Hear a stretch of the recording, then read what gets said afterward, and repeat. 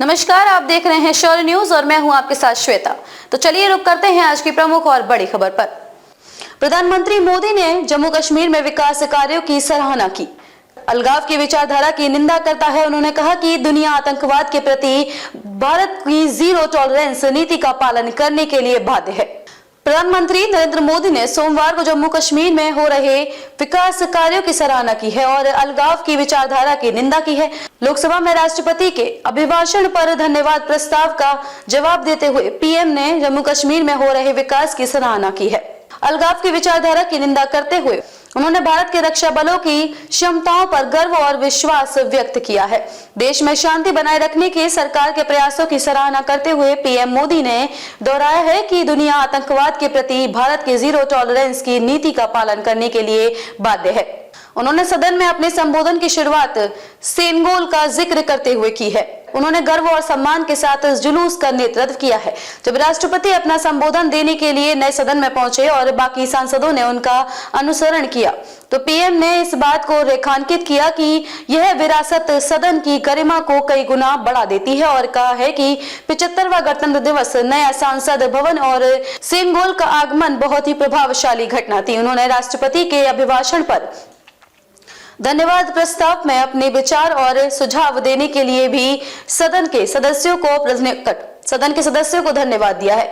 PM Modi ने रेखांकित किया कि राष्ट्रपति का संबोधन तथ्यों पर आधारित है, एक बहुत बड़ा दस्तावेज था जो कि भारत की प्रगति की गति और पैमाने का संकेत देता है और इस तथ्य पर भी बयान आकर्षित करता है कि देश तभी तेजी से विकसित होगा जब महिला शक्ति, युवा के 4 स्तंभ होंगे। बिजली, गरीब और अन्नदाता को विकसित और मजबूत किया जाता है। उन्होंने कहा कि यह संबोधन इन 4 स्तंभों को मजबूत करके देश को विकसित भारत बनाने का मार्ग प्रशस्त करता है। मजबूत विपक्ष की जरूरत पर जोर देते हुए पीएम ने कहा कि वंशवादी राजनीति भारतीय लोकतंत्र के लिए चिंता का कारण है। वंशवादी राजनीति के अर्थ पर प्रकाश डालते हुए उन्होंने बताया है कि एक राजनीतिक दल जो एक परिवार चलता है, अपने सदस्य को प्राथमिकता देता है और जहां सभी निर्णय परिवार के सदस्यों द्वारा लिए जाते हैं उसे वंशवादी राजनीति माना जाता है, न कि एक परिवार के कई सदस्य जो अपना रास्ता बना रहे हैं, जनता के समर्थन से अपने बल पर राजनीति में आगे बढ़े। पीएम मोदी ने लोकतंत्र के लिए वंशवादी राजनीति के खतरों की ओर ध्यान आकर्षित करते हुए मैं राजनीति में उन सभी युवाओं का स्वागत करता हूं जो देश की सेवा करने के लिए यहाँ आए हैं।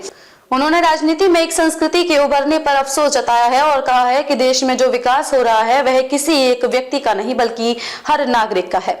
भारत की मजबूत अर्थव्यवस्था की आज दुनिया द्वारा सराहना किए जाने पर टिप्पणी करते हुए पीएम ने कहा कि मोदी गारंटी देता है कि वर्तमान सरकार के तीसरे कार्यकाल में भारत दुनिया की तीसरी सबसे बड़ी अर्थव्यवस्था बनकर जाएगा। उन्होंने कहा है कि G20 शिखर सम्मेलन की सफलता से भारत के प्रति दुनिया के विचारों और राय का सार निकाला जा सकता है। देश को समृद्धि की ओर ले जाने में सरकार की भूमिका को रेखांकित करते हुए पीएम मोदी ने पिछली सरकार द्वारा 2014 में सदन में पेश किए गए अंतरिम बजट और तत्कालीन वित्त मंत्री के बयान की ओर ध्यान आकर्षित किया है। उन्होंने बताया है कि तत्कालीन वित्त मंत्री ने अपने संबोधन के दौरान भारत के जीडीपी के आकार के हिसाब से 11वीं सबसे बड़ी अर्थव्यवस्था होने की जानकारी दी थी, जबकि आज देश 5वें स्थान पर पहुंच गया है।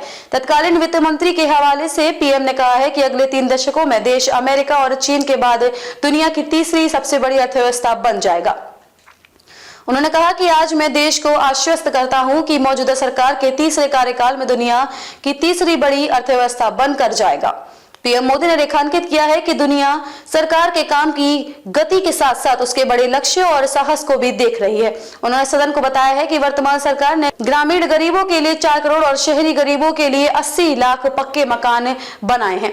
पीएम ने कहा है कि पिछले 10 वर्षों में 40,000 किलोमीटर रेलवे लाइनों का विद्युतीकरण किया गया है, 17 करोड़ अतिरिक्त गैस कनेक्शन प्रदान किए गए हैं और स्वच्छता कवरेज 40% से बढ़कर 100% हो गई है।